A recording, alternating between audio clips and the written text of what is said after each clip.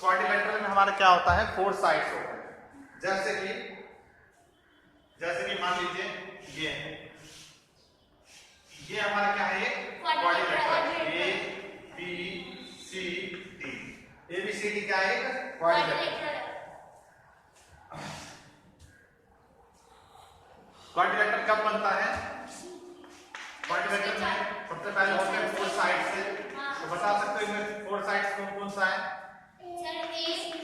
कौन सा है, ए बी एक साइड है, और बी सी एक साइड है, और सी डी एक साइड है, और ए डी, और क्या है, ए डी।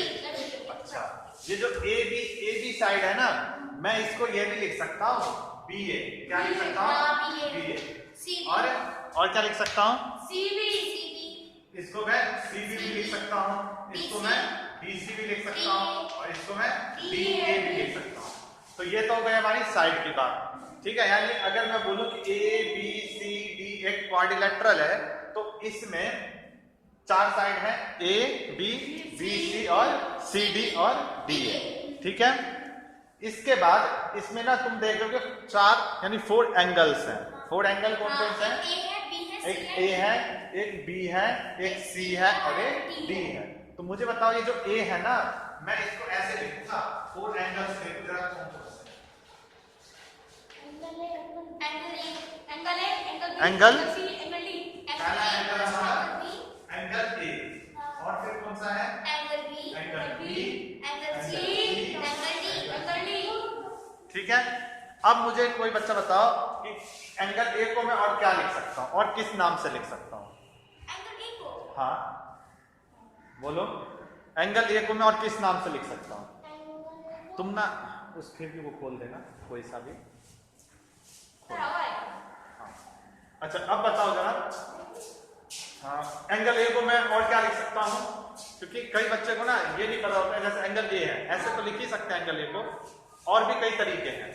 और दूसरा तरीका क्या है मुझे बताओ, एंगल ए लिखने का कोई बता सकता है, हाँ देखो मैं बता रहा हूँ। एंगल ए को हम और लिख सकते हैं बी ए बी, और क्या लिख सकते हैं, बी ए बी। अच्छा और एक लिख सकते हैं, क्या लिख सकते हैं, बी ए डी। तो ये तो सबसे पहले बेसिक बात, ठीक है। बेसिक चीजें अगर ये मालूम नहीं है तो तुम क्वाड्रिलेटरल और लाइंस जो भी ज्योमेट्री का चैप्टर है, ये सारी ज्योमेट्री के चैप्टर है, इनमें बहुत ज्यादा दिक्कतें होंगी। उसके बाद मुझे बताओ एंगल बी को मैं और क्या लिख सकता हूँ, ए बी सी डी, और क्या लिख सकता हूँ, ए बी सी और सी बी और ए। इसी तरीके से मैं सी को क्या लिख सकता हूँ, B C D, B C D, B C D, B C D, D C D. अच्छा डी को मैं क्या लिख सकता हूँ, डी को A C D, A D C, D C D A. तो सबसे पहले हमने इसमें क्या समझा, इसमें हमने ये समझा कि एंगल्स कितने होते हैं, साइड्स कितने होते हैं, उसको रिप्रेजेंट हम कैसे करते हैं, मतलब उसको दिखाते कैसे, ठीक है। अब मैं एक बार बताता हूं, उसको जरा सुनो ध्यान से। जो हमने एंगल डी लिया, इस डी में अगर मैं इसमें 3 पॉइंट लिखूंगा ना, तो वो डी ना बीच में आना चाहिए, सबसे पहली बात। तो जैसे ए डी सी है, तो ए डी सी, डी बीच में आ रहा है, इसका मतलब ये डी एंगल कौन सा होगा, यहां से लेकर के यहां तक, ठीक है। अगर मैं बोलता हूं एंगल बी, तो एंगल बी को मैं क्या लिख सकता हूं, ए बी सी और सी बी ए, एंगल होगा यहां से यहां तक, ठीक है। अब आते हैं हम, sum of all angle in a quadrilateral कितना होता है, 360 डिग्री। हाँ 360 होता है। हाँ ठीक है। तो लिखो जरा, समझो, the sum of all angles in a quadrilateral जो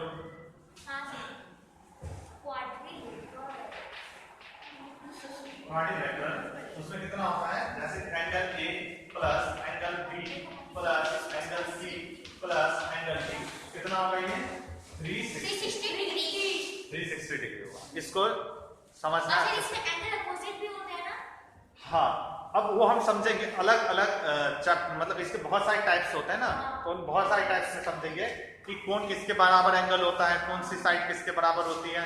ठीक है, ये बात आ गया समझ में? ठीक है, इसमें नोट करना है किसी को? रफ कर दो। ठीक है, अब हम समझते हैं आगे टाइप्स ऑफ क्वाड्रिलेटरल। कितने तरीके के क्वाड्रिलेटरल होते हैं?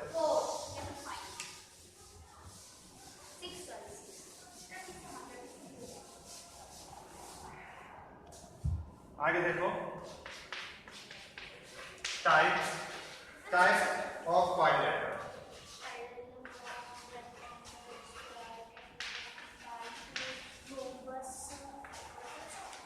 इसमें देखो सबसे पहला जो हमारा क्वाड्रिलेटरल है वो है हमारा पैरेललोग्राम।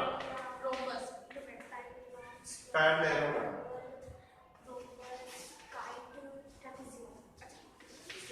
पैरेललोग्राम ठीक है, पैरेललोग्राम कैसे बनता है वो समझते हैं।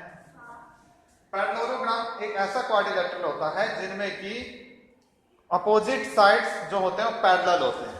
ठीक है, अपोजिट साइड पैरेलल होता है। जैसे कि मान लो अगर ये मैं बना दूं पैरेललोग्राम इस तरीके से,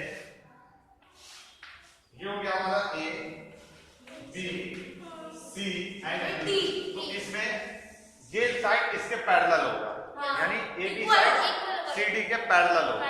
देखो पैरेलल और इक्वल दोनों अलग अलग कंडीशन है। जो पैरेलल जो जिनके बीच में डिस्टेंस होता है और जो मतलब साइड्स होते हैं, जो मतलब टोटल उनके साइड्स। अच्छा समझो जरा, मैं मान लो एक लाइन लेता हूँ, ये एक लाइन लेता हूँ ये, ठीक है, क्या ये दोनों इक्वल है? इक्वल है। क्या ये दोनों पैरेलल है? पैरेलल भी है। मैं एक लाइन लेता हूँ ये और मैं एक लाइन लेता हूँ ये, क्या ये दोनों इक्वल है? इक्वल है, परंतु क्या ये पैरेलल है? पैरेलल नहीं। मैं दो लाइन लेता हूँ, एक लाइन लेता हूँ ये और एक लाइन लेता हूँ ये, क्या दोनों इक्वल है?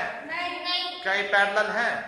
पैरेलल है। ठीक है, पैरेलल मतलब वैसी लाइंस तो कभी भी एक दूसरे को इंटरसेक्ट नहीं करेगी, आगे बढ़ाने पे वो पैरेलल लाइंस जो सिर्फ स्ट्रेट लाइन है।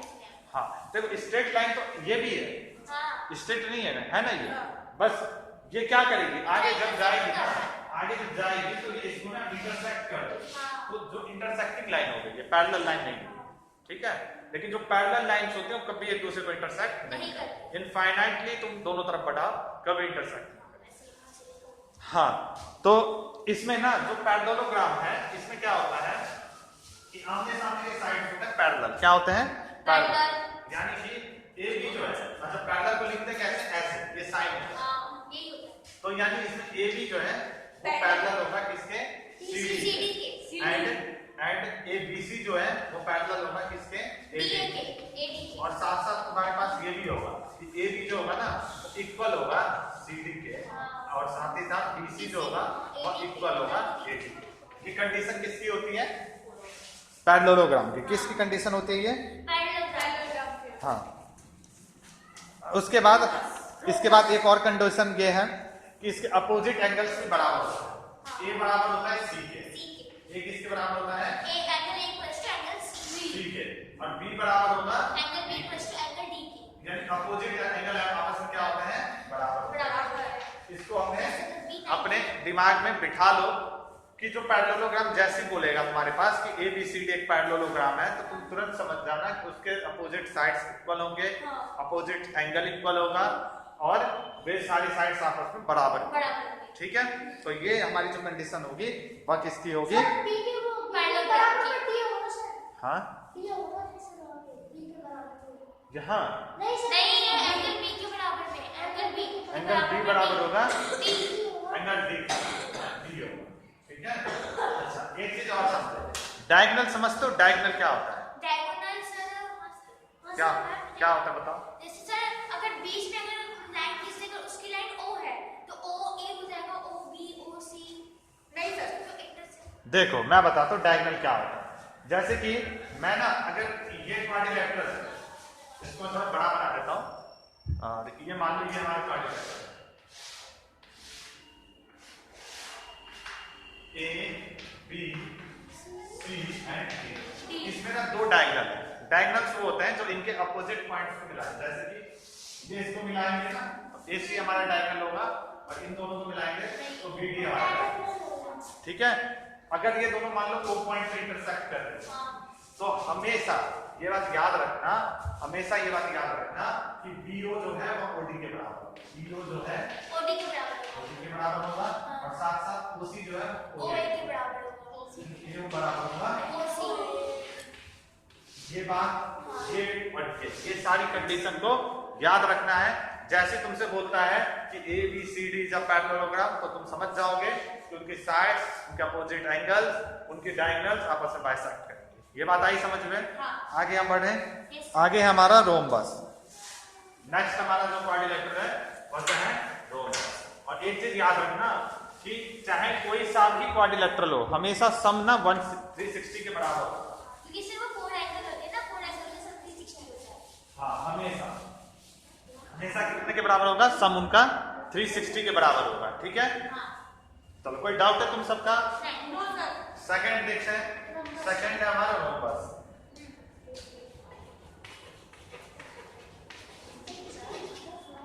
देखो एक चीज समझो, ये डायग्राम पता है किसके है? ये डायग्राम पता है किसका? रेक्टेंगल। ये डायग्राम पता है किसका? स्क्वायर रोम्बस का कैसा ये? हाँ, ये क्या है हमारा? रेक्टेंगल। ये क्या है हमारा? रोम्बस एंड स्क्वायर है। सुन लो, ये स्क्वायर है, फिलहाल के लिए स्क्वायर। आगे समझो, जब मैं ना इसको अगर ऐसे करके कोई इसको धक्का दे दे यानी एक लात मारे तो ये थोड़ा इस तरह तिरछे हो जाएगी, तिरछा हो जाएगी ना। तो ये थोड़ा इसको ना अच्छे से बनाओ, ये ना कुछ तिरछा होके ना ऐसे बन जाएगी। ठीक है, तो ये बनती है रेक्टेंगल से बन जाएगा पैरेललोग्राम। और स्क्वायर को कोई तिरछा मार के अगर टेढ़ा करे तो ये बन जाता है, ये बन जाता है रोम्बस। क्या बन जाता है? ठीक है, हाँ, चारों साइड रोम्बस में भी इक्वल होते हैं, साइड्स इक्वल होते हैं। अभी मैंने क्या बोला कि स्क्वायर से बनेगा ना रोम्बस, स्क्वायर की चारों साइड इक्वल होंगी तो इसके भी तो इक्वल होंगे। अच्छा हाँ, इसमें डायगोनल्स हाँ, डायगोनल्स इक्वल होंगे, डायगोनल्स इक्वल नहीं होते। ठीक है, तो देखते हैं रोम्बस में, रोम्बस में समझते हैं। सबसे पहले देखते हैं, ये हमारा एक डायग्राम है, यहाँ देखते हैं, ये हमारा है रोम्बस। ठीक है, ये A है, ये B है, ये C है, ये D है। तो ABCD हमारा रोम्बस है। और ये हमारा क्या है बताओ? ये और ये क्या है? डायगोनल्स है। ये डायगोनल्स है, वो पे इंटरसेक्ट है। ठीक है, चलो अब मुझे बताओ क्या क्या बराबर होगा? AB किसके बराबर होगा? AB होगा CD के। उसके बाद BC किसके होगा? AD के। BC होगा AD के। क्या ये पैरेलल होंगे? क्या AB पैरेलल होगा CD के? Yes sir. क्या BC पैरेलल होगा AD के? Yes sir. Yes sir. ठीक है, ये तो गई हमारी साइड्स, AD ही।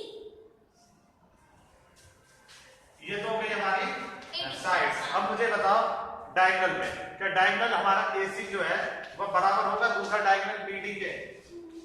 क्या डायगोनल्स बराबर होंगे आपस में? डायगोनल्स बराबर नहीं होंगे, यानी कि जो बराबर नहीं होगा ना उसको ऐसे कर दो। ठीक है, AC are not equals to BD। हाँ, AC जो है डायगोनल वो BD डायगोनल के बराबर नहीं होगा। नेक्स्ट हम करते हैं, क्या डायगोनल एक दूसरे को बाइसेक्ट करेंगे? बाइसेक्ट मतलब जैसे कि ये कट कर रहे हैं ना तो BO बराबर होगा OD के, BO बराबर होगा, इक्वल होगा OD के। और साथ साथ OC यानी AO बराबर होगा OC के। ये दोनों बराबर होंगे, इक्वल होंगे ये।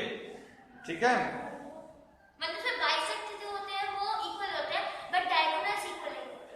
हाँ ठीक है, ये आगे समझ में। आगे जो हमारा नेक्स्ट क्वाड्रिलेटरल है वो है रेक्टेंगल। बहुत ही आसान है, रेक्टेंगल की चारों साइड 90 डिग्री। बस अंतर क्या है रेक्टेंगल में कि ये जो तिरछे थे उसमें होते हैं थोड़े सीधे, यानी 90 डिग्री के होते हैं। तो थर्ड है हमारा रेक्टेंगल। रेक्टेंगल मुझे बताओ, रेक्टेंगल रेक्टेंगल होते हैं ये सीधे सीधे। ठीक है, ये क्या है हमारा? रेक्टेंगल है। मैं इनका नाम लिख देता हूँ A B सी डी। अब मुझे बताओ कि इसमें कौन किसके बराबर होगा, ये बताओ। ए बी बराबर होगा सी डी के, ए डी बराबर होगा बी सी सी के। हाँ, ए बी किसके बराबर होगा, सी डी के, सी डी। ए बी बराबर होगा सी डी के, ए बी बराबर होगा सी डी के। हाँ, और ए डी बी सी होगा ए डी के, बी सी होगा ए डी के। ये भी ठीक है। और मुझे बताओ angle A, angle A equals to अच्छा यहाँ देखो, एंगल ए बराबर होगा इक्वल होगा एंगल बी के, ये इक्वल होगा एंगल सी के, ये इक्वल होगा एंगल डी के। सभी कितने के होंगे, 90 डिग्री के। ये भी 90, ये भी 90, ये भी 90। ये चारों सब 90। इतनी बात आई समझ में। इसके बाद ये हमारा क्या है, ये होगा डायगोनल। ये होगा डायगोनल और ये परपेंडिकुलर इंटरसेक्ट है। मुझे बताओ क्या डायगोनल बराबर होंगे इसमें, हां होंगे। यानी क्या होंगे एओ AC जो है वह BD के बराबर होगा। एसी AC डायगोनल जो है वो BD के बराबर होगा, होगा ना। तो इसमें डायगोनल भी बराबर होगा। और दूसरी बात मुझे बताओ, क्या ये इंटरसेक्ट करेंगे, बाइसेक्ट करेंगे दोनों, ये इक्वल होंगे इसके। हाँ, तो ये भी इक्वल होता है, यानी BO बराबर होगा बीओ ओडी। OD के। हां, एओ ओसी के, AO बराबर होगा ओसी के। तो ये सारी रिजल्ट है। मतलब सर इनमें सारे साइड सारे एंगल सारे और बाइसेक्ट और डायगोनल्स इक्वल होते हैं। हाँ, ये बताइए समझ में। हां सर। ठीक है, इसके बाद हमारा नेक्स्ट है, इसको ध्यान रखना है, ये जितने भी पॉइंट्स मैं बता रहा हूँ ये क्वेश्चंस में काम आएगा, जब क्वेश्चंस करेंगे तब। इसके बाद देखो नेक्स्ट हमारा रेक्टेंगल के बाद है स्क्वायर। रेक्टेंगल के बाद है स्क्वायर। स्क्वायर हो गया, फोर्थ है हमारा स्क्वायर। अच्छा, स्क्वायर क्या है, तो स्क्वायर भी मतलब रेक्टेंगल जैसा ही होता है, परंतु इसमें ना चार साइड बनता है, चार फोर साइड साइड इक्वल, यानी ये अगर A है, ये B है, ये C है, ये D है, तो ना इसमें मुझे बताओ A भी इक्वल होगा किसके, सीडी BC के, BC इक्वल होगा CD के, CD इक्वल होगा AD के। यानी ये चारों के चारों साइड आपस में क्या होंगे, सेम रहेंगे, इक्वल होंगे। इसके बाद ये कितने का होगा, 90 डिग्री का, 90 डिग्री का, 90 डिग्री का, 90 डिग्री का। ये भी लिख लो, एंगल A इक्वल होगा एंगल B के, एंगल B इक्वल होगा C एंगल C के, के, C एंगल होगा C 90 डिग्री। इसके बाद ये हमारा क्या है, ये दोनों डायगोनल। ये कोपेंटर है। बताओ क्या डायगोनल से इक्वल होंगे, सर यस सर। तो AO किसके इक्वल होगा, AO। ओसी के, हां, AC पूरा डायगोनल AC है ना, AC किसके बराबर होगा, BD के।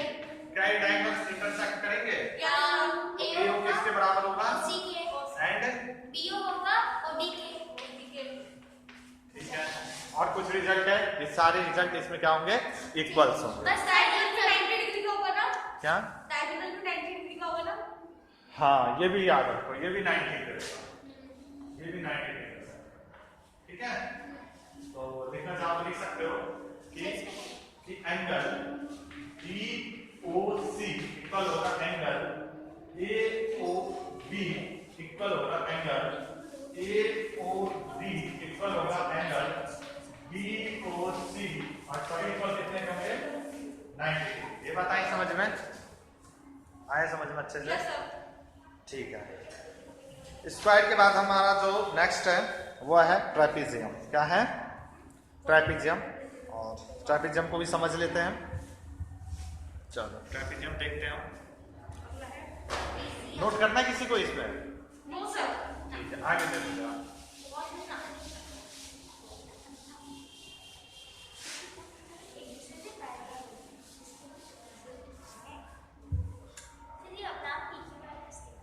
फिफ्थ हमारा ट्रेपीजियम।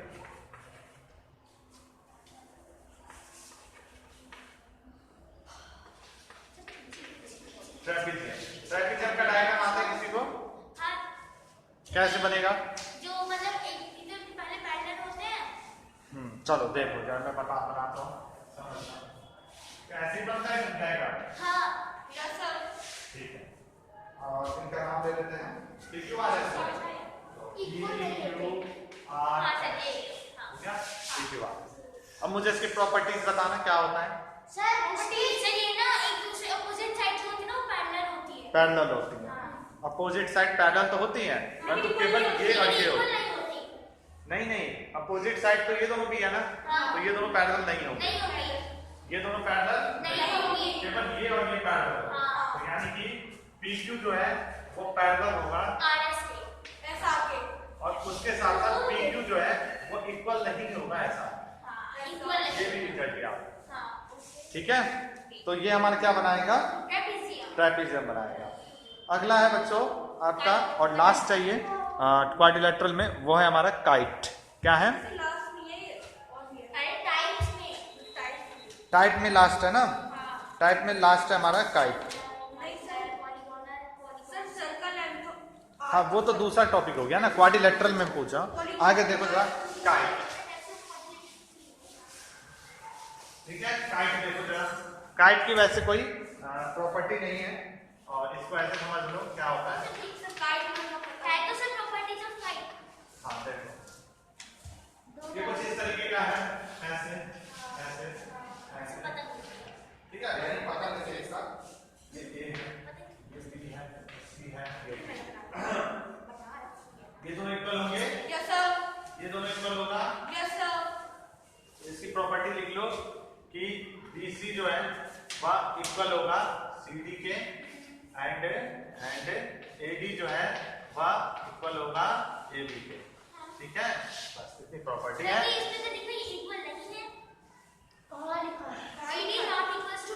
हाँ AB जो है वह DC के इक्वल नहीं होगा, यानी ये इसके इक्वल नहीं होगा। AB जो है वह CD के इक्वल नहीं होगा, DA जो है वह BC के इक्वल नहीं होगा, बट AD और BC AB इक्वल होंगे और CD और BC इक्वल होंगे। ठीक है, चलो इसी के साथ अब हमारा ये टाइप्स ऑफ क्वाड्रिलेटरल खत्म होता है। अब हम क्या करते हैं, इसके क्वेश्चंस करते हैं, कुछ क्वेश्चन की प्रैक्टिस करते हैं। और एक बार मैं अपनी जो बुक्स हैं उसको बंद कर दो। ठीक है, उसका आंसर मुझे देना है। फर्स्ट क्वेश्चन है आपका ABCD एक हमारा पैरेललोग्राम। क्या है, पैरेललोग्राम है। ये हो गया हमारा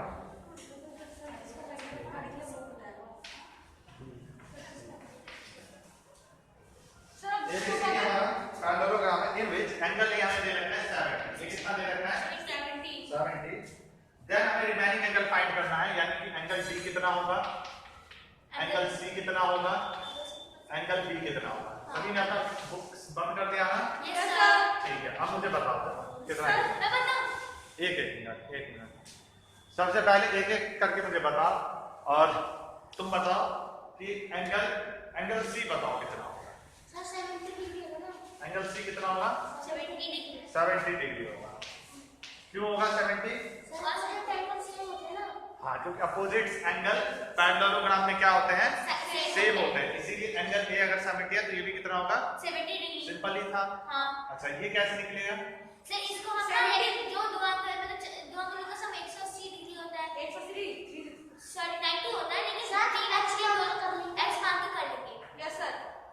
चलो इसको करने के मैं बता देता हूँ कैसे करेंगे।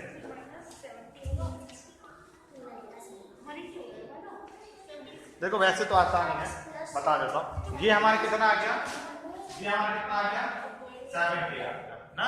यहाँ ध्यान दो, ये हमारा कितना आ गया, 70। तुम्हें पता है इसका और इसका सम कितना होता है, यानी angle C plus angle D का सम कितना होता है, 180। एंगल C कितना है, 70। एंगल D कितना आ जाएगा, 180। एंगल D कितना आ जाएगा, 180 माइनस 70 इक्वल टू 110।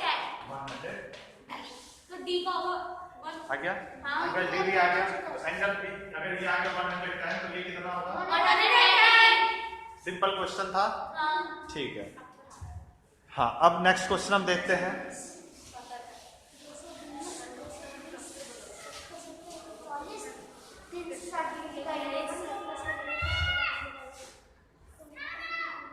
एक मिनट,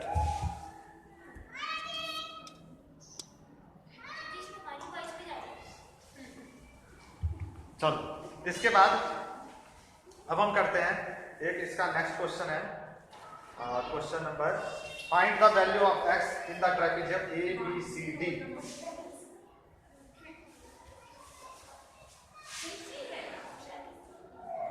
चलो मुझे ये बताओ, क्वेश्चन है तुम्हारा 4 और इसको मुझे करके बताओ। चलो ये कैसे बनेगा? एक हमारा है ट्रापेजियम, क्या है?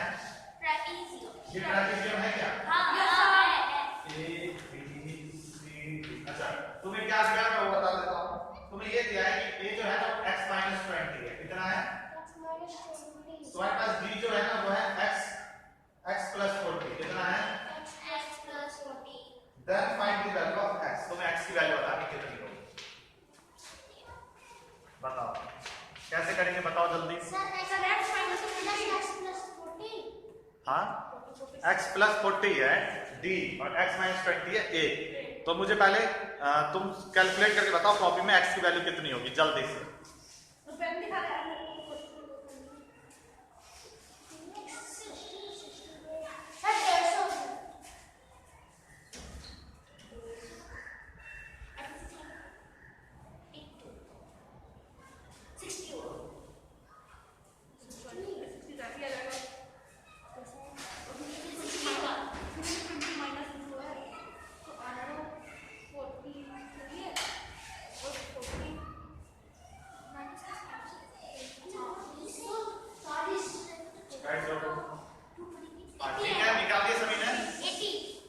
निकाल लिया आंसर?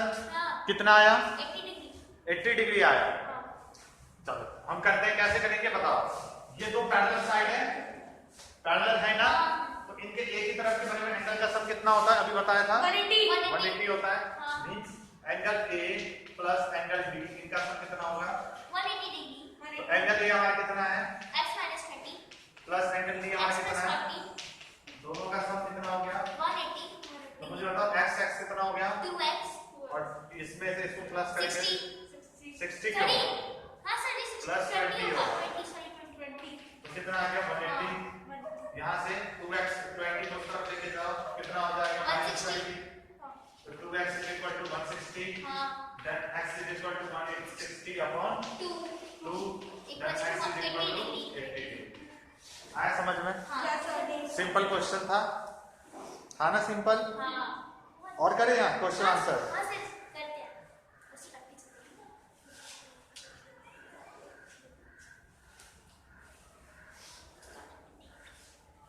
चलो और चलो एक क्वेश्चन और करके दिखाओ मुझे।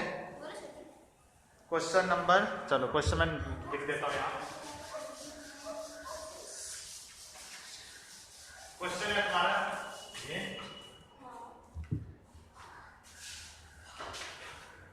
कि the diagonals of rectangle ABCD एक रेक्टेंगल क्या है? ये रेक्टेंगल है। ABCD एक रेक्टेंगल है जिसमें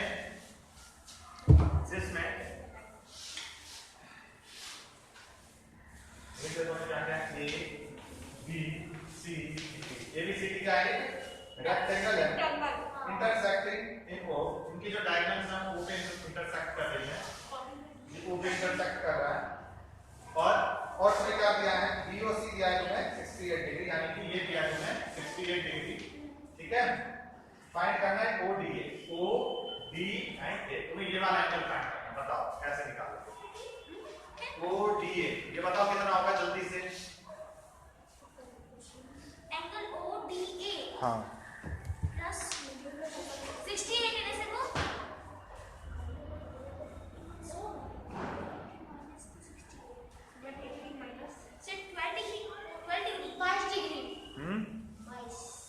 कितना होगा ODA? 12 तो नहीं है ना, वो भी गलत है। जल्दी से निकालो।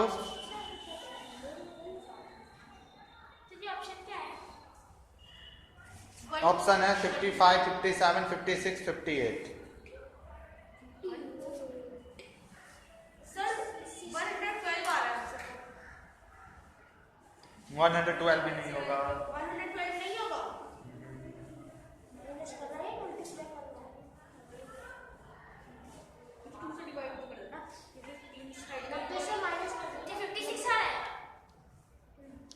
Fifty six. हाँ, आ रहा है। मम्मी करती है। ऐसे सभी ये निकाल दिया? हाँ 56 आ रहा है। ये सर 56 आ रहा है। वो मैं नहीं बताया था वो। ठीक है चलो, तो अब करें इसको, कैसे करेंगे? देखो देखो जरा इसका आंसर, सभी बच्चे देखो इधर, ये हमारा 68 है ना? तो ये कितना होगा? 68 क्यों? क्योंकि वो ऑपोजिट है। वर्टिकल अपोजिट है, हाँ। ठीक है। अब मुझे बताओ, ये रेक्टेंगल है, यस तो इनकी जो ये साइड्स है ना, ये डायगोनल्स आपस में क्या करेंगे? बाइसेक्ट करेंगे। तो मतलब ये वाली साइड इसके बराबर होगी, यस होगी ना? यानी कि अगर ये वाला ट्रायंगल मैं ड्रॉ करूं, ये वाला ट्रायंगल, तो ये हमने इसमें दो साइड बराबर हैं, तो ये हमारा क्या बन जाएगा? एक आइसोसेलेस ट्रायंगल बनेगा। हाँ हाँ दो साइड इक्वल है। दो साइड इक्वल है, ये इस तरीके से है, ये वाली साइड इसके बराबर है, ये है 68, ये है O, ये है D, ये है A, तो ये दो साइड इक्वल है, तो इसके सामने वाला एंगल ये और इसके सामने वाला एंगल ये दोनों बराबर होंगे। इसको मैं x और इसको x मान लूं, तो 68 प्लस x और प्लस x, ये कितना होगा हमारा? कितना होगा? 180 होगा, ठीक है। तो यहाँ हो गया 2x, कितना हो गया? 180 माइनस 68 तो 2x is equal to 112 x is equal to 112 x इसी कितना आ में गया? 56 56 आ गया, ठीक है। ऐसे किए थे, ठीक है ठीक है ठीक है, सही है, ठीक है बच्चों। बाकी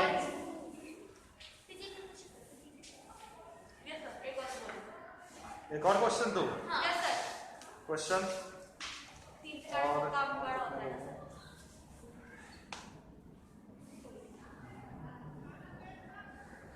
चलो एक क्वेश्चन हम काइट पे ले लेते हैं। काइट अभी समझाया था मैंने, उस पे क्वेश्चन लेते हैं। एक है हमारा काइट और उसकी एंगल्स देखो तो क्या क्या है। ये है हमारा काइट, ये हमारा ABCD, ये हमारा 110, ये हमारा x, ये है y और ये हमारा 60। तुम्हें फाइंड करना है, तुम्हें x और y की वैल्यू पता नहीं है।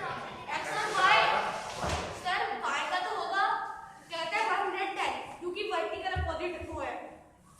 हाँ ठीक है ठीक है, x का बताओ आगे। 70 x की वैल्यू तो 70 डिग्री। ठीक है हो गया बस हो गया निकालो x y, क्वेश्चन है ये।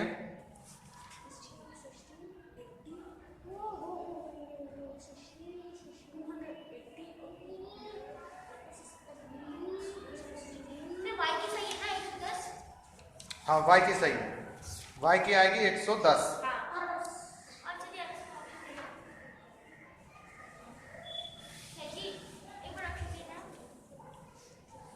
ऑप्शन है, ऑप्शन वैसे तो तुम्हें x y दोनों ही निकालना है ना। सर x का होगा 90 डिग्री और y का होगा 110। तो देखो जरा बता दो, सर मेरा सही है। x का कितना है? सर x का 90 डिग्री x का 90 90 डिग्री डिग्री नहीं, x का 90 नहीं है, नहीं है x का 90 नहीं है, y का 110 है। चलो देखो जरा, देखो बच्चों कैसे करेंगे। सबसे पहले हम देखते हैं कि जो हमारा काइट होता है ना, उसके एक अपोजिट एंगल होते हैं, वन अपोजिट एंगल होते हैं बराबर, ठीक है। तो इस हिसाब से अगर मैं बोलूं तो एंगल y जो होगा, यानी y जो होगा 110 के बराबर होगा। ये बात आ गई समझ में। नेक्स्ट अगर मैं बताता हूं तो ये हमारा क्वाड्रिलेटरल है, क्वाड्रिलेटरल में 4 एंगल है, 4 एंगल्स, सम इनका कितना होगा?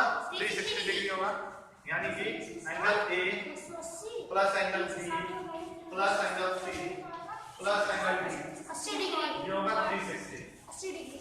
एंगल A कितना है हमारा? 110। एंगल B कितना है हमारा? 60। एंगल C कितना है हमारा? Y। एंगल D कितना है हमारा? 60। ठीक है, अब मुझे बताओ कि y भी हमारा 110 है कि नहीं? y को भी 110 लिख सकते हैं इक्वल टू 360। अब मुझे यहाँ से ना इन तीनों को प्लस 130 डिग्री सर। इन तीनों को प्लस करो, कितना आएगा? 120 130 डिग्री। कितना आएगा? 330 डिग्री। नहीं 280 आएगा ना? यस सर 280 मेरा भी आ रहा है 290। 280 आएगा। 280 को इससे माइनस कर लो, 280 प्लस यहाँ एक x भी हमारा रह गया था ना, x रह गया था ना। अच्छा ये गलत नहीं हो गया? एक मिनट देखो जरा यहाँ, ये b हमारा जो है ना वो x है। कितना है बच्चों? x है। ये 60 थोड़ी ना, ये x है। यस सर मैं आपको ठीक कह रहा हूं ठीक है, अब इनको जरा प्लस करो। 280 आया, yes sir is equal to कितना हो गया? Plus x is equal to 360। तो यहाँ पे x की वैल्यू निकालो तो 360 माइनस 280, दोनों को माइनस करो, कितना आएगा? 80। 80 यस सर माइनस में गलती कर रहा हूं मैंने 90 आता माइनस। हाँ ठीक है, ठीक है, सर मैंने माइनस गलत किया था इसका ठीक है बच्चों, आंसर सही है तुम सबका। टाइम भी जी थोड़ा बढ़ते जा रहा है और हम जल्दी जल्दी से, क्वेश्चंस हो गया खत्म ये। इसके बाद ना हम कर लेते हैं सर्कल। ठीक है, सर्कल देखते हैं। वीडियो बंद करी सर। नहीं बन रही। चलो देखो जरा सर्कल देखता हूं। कोऑर्डिनेटर आ गया ना समझ में? हां सर। यस सर और इसके क्वेश्चंस और भी बहुत सारे घर में प्रैक्टिस करना। पॉलीगॉन्स पढ़ेंगे ना? हाँ पॉलीगॉन्स। हाँ पॉलीगन्स करेंगे, लेकिन हम सर्कल करते हैं, पॉलीगन भी करेंगे। सर्कल पे देखो जरा, सर्कल। यस सर किसी बच्चे ने सर्कल देखा इससे पहले? यस सर कहाँ देखे? सर्कल। हाँ कोई है एकदम आसपास सर्कल का? हां सर। Yes, sir sir. जैसे कि होल्डर को बीच को जिसमें लगाते हैं वो सर्कल है। सर, ये पंखा का बीच वाला पार्ट वो भी सर्कल है। सर्कल ये सर्कल तो नहीं है। सर वो देखो ग्रह है सर, इसका ये जो फैन का जो बीच वाला ये भी तो सर्कल शेप में है। नहीं सर्कल नहीं है वो, सर्कल है। अच्छा ये मुझे बताओ, ये तो सर्कल की बात हो गई, ये होता है स्फीयर। हां इसको कहते हैं गोला, हां और इसको कहते हैं वृत्त। बताओ जो तुम डायग्राम मुझे बता रहे हो, क्या वो गोला नहीं हो सकता? हो सकता है सर स्फीयर भी हो सकता है ना, हां और सर्कल भी हो सकता है। तो बताओ तुमने आसपास इनमें से क्या देखा है? सर्कल देखे हो या स्फीयर देखे? स्फीयर। स्फीयर सर्कल दोनों देखे सर दोनों अच्छा मुझे बताओ, फुटबॉल होता है फुटबॉल, यस सर वह इस सर्कल है कि स्फीयर है? स्फीयर। स्फीयर है। सर क्या है? स्फीयर 1 रुपए का सिक्का है, यस सर क्या है वो? सर्कल है कि स्फीयर है? सर्कल। हाँ सर्कल। मैं बताता हूँ क्या है। देखो फुटबॉल है, वह स्फीयर है। यस सर फुटबॉल क्या है? लेकिन जो पॉइंट है ना, पॉइंट वो सर्कल है। वह सर्कल नहीं है। हैं? पॉइंट जो है वह सर्कल नहीं है है। ठीक है, इस बात को ध्यान रखना। पॉइंट क्या है? 1 रुपए का कॉइन है, 2 रुपए का सिक्का है, ये इसका शेप होता है सिलेंडर। सिलेंडर होता है, क्या होता है? सिलेंडर का शेप का होता है। सिलेंडर का नाम सुनो इससे पहले, यस सर सा नाम सुने हो? हां कहाँ पे देखे थे सिलेंडर? सिलेंडर का सर। घर में देखे थे। वो सिलेंडर नाम है, उसका शेप अलग होता है। तो मैं सिलेंडर का शेप भी बनाऊंगा। देखो बच्चों, सिलेंडर का शेप ऐसा होता है। हां यस सर सर सिलेंडर मतलब पाइप हां क्या? पाइप हो गया। पाइप हो गया, पाइप। सिलेंडर को हिंदी में कहते हैं बेलर। क्या कहते हैं? सिलेंडर को हिंदी में क्या कहते हैं? बेलर। ठीक है, और अच्छा देखो ये बस देख बताओ, मैं बता देता हूँ। जो वृत्त है ना, ये होता है 2D डायग्राम। क्या होता है? 2D और जो स्फीयर है ये हमारा कैसा है? 3D बच्चों जो हमारे ये यूनिवर्स है ना, हां ये यूनिवर्स वो 3D डायग्राम। तुम जो भी चीजें देख रहे हो, ये डस्टर देख रहे हो ना, इस डस्टर की शेप कैसी है? 3D है ये। यानी 3D का मतलब क्या हुआ? इसके तीन एक्सिस है, X axis, Y axis and Z Z axis. Axis. यानी इसकी कुछ लेंथ है, कुछ ब्रेथ है, कुछ हाइट है, इसकी 3 एक्सिस है, यानी ये 3D डायग्राम है। इसी तरीके से फुटबॉल 3D डायग्राम है, इसकी कुछ लेंथ, कुछ ब्रेथ, कुछ हाइट है। सर्कल जो है ना देख नहीं सकते अपने आसपास, पर मान लो किसी का प्लॉट, किसी का प्लॉट है, प्लॉट, और उसका प्लॉट का शेप ये है, तो वहां पे ये सर्कल क्या होगा, साइड वाला वाई स्क्वायर। नहीं है। ठीक है, ये बात आ गई समझ में, आ गया ना समझ में। चलो अब हम आगे करें, आगे करते हैं सर्कल यानी कि ब्रेथ। आई के अंदर जो सही जो होता है ये सर्कल किस पे है? सर्कल सर हाँ? ये जो हमारा आपके अंदर के जो बोला Lens। उस सर्कल है इस पे है।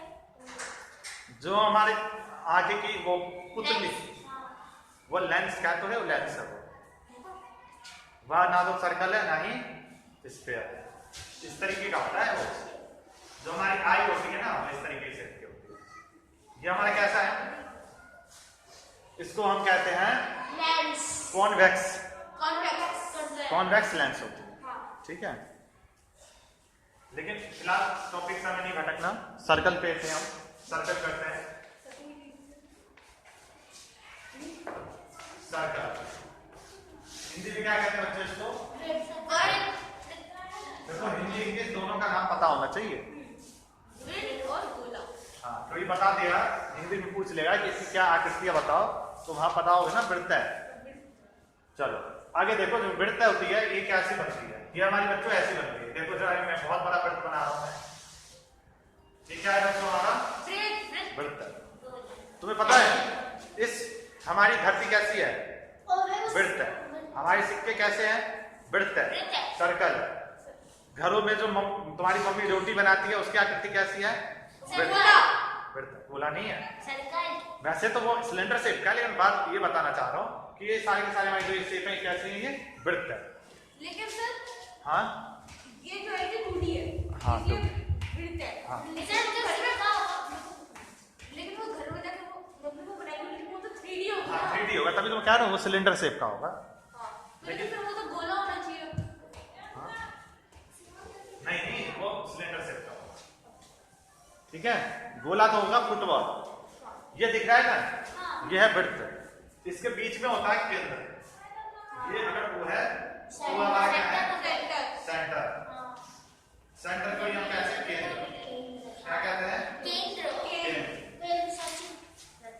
सेंटर से ये जो साइड देख रहे हो ना, ये यस सर। इसको बच्चों को कहते हैं सर्कमफेरेंस। सर्कमफ्रेंस। क्या कहते हैं, सर्कमफ्रेंस। हाँ नोट करना तो कर लो, सर्कमफेरेंस। हिंदी में कहते हैं बच्चों इसको परिधि। परिधि। क्या नहीं है। नहीं, कोई नहीं, बैठो बस, वही क्या लास्ट टॉपिक है। इसको क्या कहते हैं बच्चों, परिधि। परिधि। इसके बाद जो सेंटर से परिधि की यानी सर्कमफ्रेंस के बीच की दूरी होती है ना, इसको हम आर कहते हैं। इसका नाम होता है रेडियस। क्या नाम है, रेडियस मतलब मींस त्रिज्या। दर्जा, दर्जा, त्रिज्या। क्या होता है, रेडियस। ठीक है, अभी पूरी बताइए तो। ठीक है, और इसी रेडियस को मैं अगर दुगना कर दूं, यानी यहाँ से यहाँ तक, डायमीटर। तो यहाँ से यहाँ तक की टोटल डिस्टेंस होगी हमारी मान लो d। तो इस d को बच्चों क्या कहेंगे हम, डायमीटर इसको कहते हैं डायमीटर, यानी कि व्यास। व्यास। सॉरी व्यास। ठीक है, ये बात आई समझ में बच्चों। ये है हमारी ये वाली लाइन, ये सारी लाइन क्या है हमारी, क्या है ये, सेगमेंट। Second code. बच्चों इसको कहते हैं कॉर्ड। क्या कहते हैं, कॉर्ड, यानी कि चाप। नहीं चाप नहीं, इसको कहते हैं जीवा। क्या कहते हैं, जीवा कहते हैं हिंदी में। कॉर्ड को क्या कहते हैं, जीवा। ये बात आई समझ में। सर कॉर्ड तो नीचे वाली लाइन होगी ना, ऊपर भी होती है। ऊपर नीचे दाएं बाएं अगल बगल सब कॉर्ड है। देखो ये सर्कल है, ये भी कॉर्ड है, ये सारी कॉर्ड है, ये भी कॉर्ड है। ये भी कॉर्ड है, ये भी कॉर्ड है, ठीक है, ये भी कॉर्ड है, सब कॉर्ड। ये बात आई समझ में? आगे करें? जो कॉर्ड इसको आर पार कर दे वह सीकेंट होती है। क्या होती है? क्या होती है? और हिंदी में क्या कहते हैं? छेदक रेखा। क्या कहते हैं? छेदक रेखा। ठीक है। अच्छा, मुझे एक चीज और बताओ, एक चीज और देखो, जो सर्कल को टच होके जाए, जैसे टच होके लाइन जा रही है, इसको क्या बोलेंगे? इसको क्या बोलेंगे? जल्दी से बताओ क्या बोलेंगे?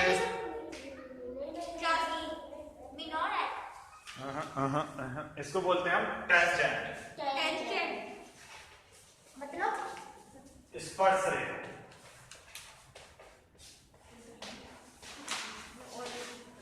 आई समझ में? स्पर्श रेखा। ठीक है, ये आ गया समझ में? इसमें हमने बहुत ही सारी चीजें आज समझा। ठीक है, एक बार मैं बता दूं, अभी हमने क्या क्या समझा था। हमने सबसे पहले देखा क्वाड्रिलेटरल यानी कि चतुर्भुज। चतुर्भुज में हमने देखा सबसे फर्स्ट पैरेललोग्राम यानी कि समांतर चतुर्भुज। सेकंड हमने क्या देखा? रोम्बस यानी कि समचतुर्भुज। थर्ड हमने क्या देखा? रेक्टेंगल यानी कि आयत। स्क्वायर यानी कि वर्ग।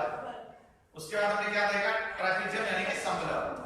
काइट यानी कि पतन। इन सारी हमने प्रॉपर्टीज देखी, उनके एंगल देखे, उनके साइड्स देखे, कौन किसके बराबर होता है। ठीक है, उसके बाद हमने उसको कुछ क्वेश्चन आंसर किए। आगे हमने इसमें क्या किया? सर्कल में क्या क्या देखा? सेंटर किसे कहते हैं?